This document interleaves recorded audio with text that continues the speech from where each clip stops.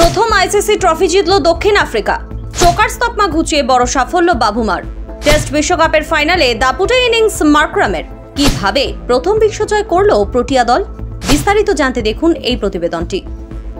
অন্ধকার কাটিয়ে অবশেষে সূর্যোদয় হলো রামধনুর দেশে। অস্ট্রেলিয়াকে দাপটের সঙ্গে হারিয়ে প্রথমবার বিশ্ব টেস্ট চ্যাম্পিয়নশিপ জিতে নিল দক্ষিণ আফ্রিকা। শুধু তাই নয়, চোকার তকমা ধুয়ে মুছে সাফ করে দিয়ে ২৭ বছর পরে প্রথমবার আইসিসি ট্রফি জয়ের স্বাদ পেলেন প্রোটিয়ারা। ১৯৯৮ সালে আইসিসি নকআউট চ্যাম্পিয়ন হওয়ার পরবর্তী ৩ দশকে বারবার ট্রফি জয়ের সামনে এসেছেন তারা। কখনো সেমিফাইনালে হেরেছেন, বৃষ্টির জেরে জয়ের জায়গা থেকে অবিশ্বাস্যভাবে হেরে গিয়েছেন, কখনো হেরে গিয়েছেন ফাইনালে উঠে। ছিটে ফোটা মেলেনি ভাগ্যের সহায়তা, চোখের জলে বারবার ছাড়তে হয়েছে মাঠ। এমনকি গত বছর ২৯শে জুন ভারতের বিরুদ্ধে নিজেদের হাতের মুঠোয় থাকা টি-২০ বিশ্বকাপ ট্রফিটা ছুঁতে পারেননি। সেই ঘটনার পাক্কা ৩৫০ দিনের মাথায় সাপমুক্তি হল দক্ষিণ আফ্রিকার, জিতে নিল বিশ্ব টেস্ট চ্যাম্পিয়নশিপ। আর দক্ষিণ আফ্রিকার যে সাপমুক্তি ঘটাতে চলেছে তা তৃতীয় দিনেই প্রায় নিশ্চিত হয়ে গিয়েছিল। জয়ের জন্য চতুর্থ দিনে মাত্র ৬৯ রান দরকার ছিল প্রোটিয়াদের। হাতে ছিল ৮ উইকেট, ক্রিজে ছিলেন ১০০ রান করে ফেলা এডেন মার্করাম এবং অর্ধ-শত রান করা তিম্বা বাভুমা। কিন্তু দলটার নাম যেহেতু দক্ষিণ আফ্রিকা, তাই একটা ভয় সকলের মনেই ছিল। আবার ফসকে যাবে না তো, আবার হৃদয় ভাঙবে না তো?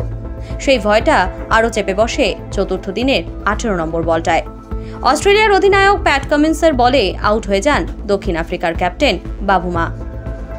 মার্করামের সঙ্গে তৃতীয় উইকেটে তিনি যে ১৪৭ রানে জুটি করেন, সেটাই দক্ষিণ আফ্রিকাকে স্বপ্ন দেখাতে শুরু করেছিল। সেই পরিস্থিতিতে বাভুমা আউট হয়ে যাওয়ায় প্রোটিয়া শিবিরের মধ্যে ফের সেই প্রশ্নটা উঠতে শুরু করে, আমরা জিততে পারবো তো? আর কলকাতা নয়, টাইটান আই প্লাস এখন বনগা শহরে। ওই প্রশ্নটার উত্তর ইতিবাচক করে তোলার দায়িত্বটা নেন মার্করাম। গত বছর ২৯শে জুন অধিনায়ক হিসেবে যে স্বপ্নভঙ্গ হয়েছিল, সেরকম যাতে ফের না হয় সেই দায়িত্ব নিজের কাঁধে তুলে নেন। অস্ট্রেলিয়ার বোলারদের সামলে দক্ষিণ আফ্রিকাকে জয়ের দোরগোড়ায় নিয়ে যেতে থাকেন। যখন অজিরা চাপ তৈরির চেষ্টা করছেন, তখন তার ব্যাট থেকে ডট বলই আসছিল না। শেষ পর্যন্ত জয়ের জন্য যখন মাত্র ৬ রান বাকি, তখন আউট হয়ে যান প্রোটিয়া ওপেনার। ততক্ষণে অবশ্য ১৩৬ রানের ইনিংস খেলে ম্যাচটা পুরোপুরি প্রোটিয়াদের হাতে নিয়ে চলে এসেছেন মার্করাম।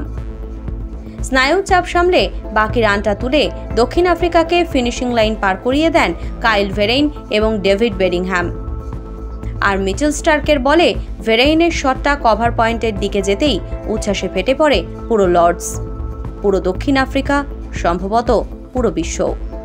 সকলেই তো প্রার্থনা করছিলেন এবার যেন হৃদয় না ভাঙে দক্ষিণ আফ্রিকার। হলো ঠিক তেমনটাই।